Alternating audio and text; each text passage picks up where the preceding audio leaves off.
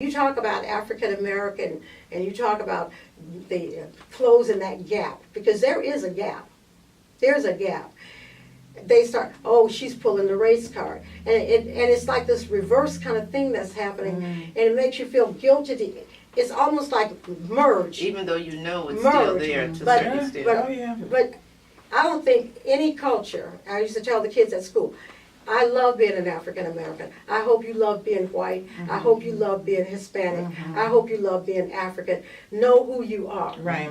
Because I don't think you ever run away from who you are. Exactly. That's true. Well, No, knowing, go ahead. Oh, well, I was going to just say that, although I indicated that I didn't experience it as much when I was a child, except for the white flight, when everybody left the neighborhood and just kind of left us there. I'm very, very thankful for the civil rights era and the march, because had that not happened, I wouldn't be in the position that I serve in now within this county at the Human Rights Commission. And so I may not have experienced it as much there, but I see it in action through my job. And so it's just interesting. You indicated, it's still happening. I'm still working. And so, yes, I know that things still go on. And I'm very thankful that I'm able to be in that role, because I get to educate a lot of people as well. Yeah. People who come in who may think they have something, I get a chance to really Counsel them.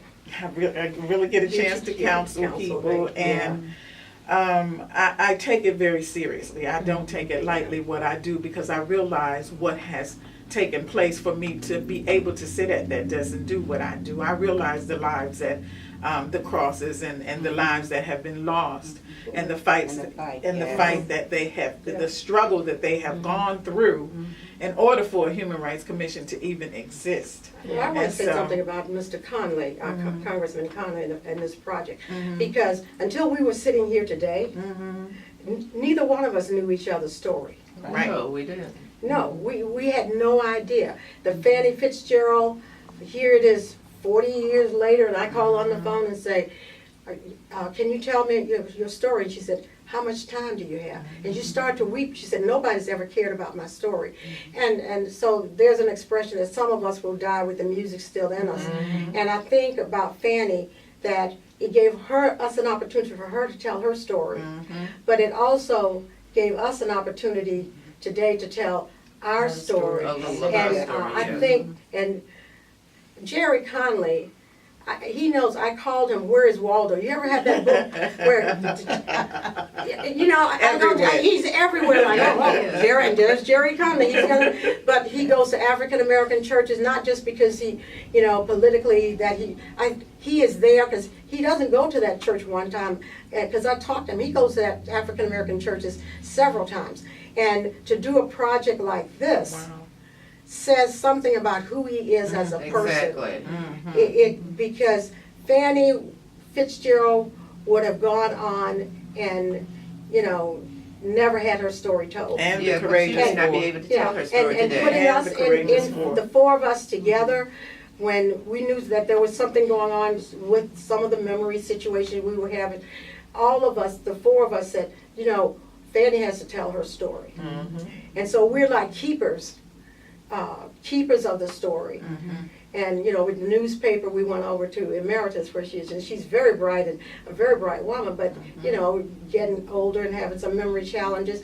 But there were just people there to support her, because her story is your story and your story and your story. And I don't know where Jerry, I know he talks about being Irish. But there's a caring spirit in him. It is. It really There's is. something about him that's You very can very identify different as from most who politicians. care about us and our story. I just would have to say my supervisor, John Jenkins. He has always been a supporter Yes, of that's the so black true. community. And Absolutely. like he said, at our Always. churches, you call him if you have a problem. I know my husband used to call him about the grass on the on Dale Boulevard. The next day he would have that grass.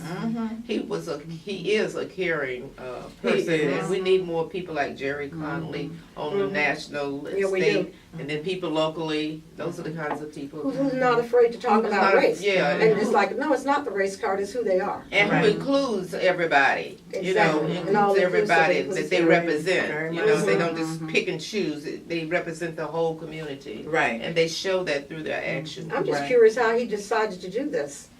I think it's wonderful that he decided to do this, but what inside of him made him? I think it's because he is a caring person.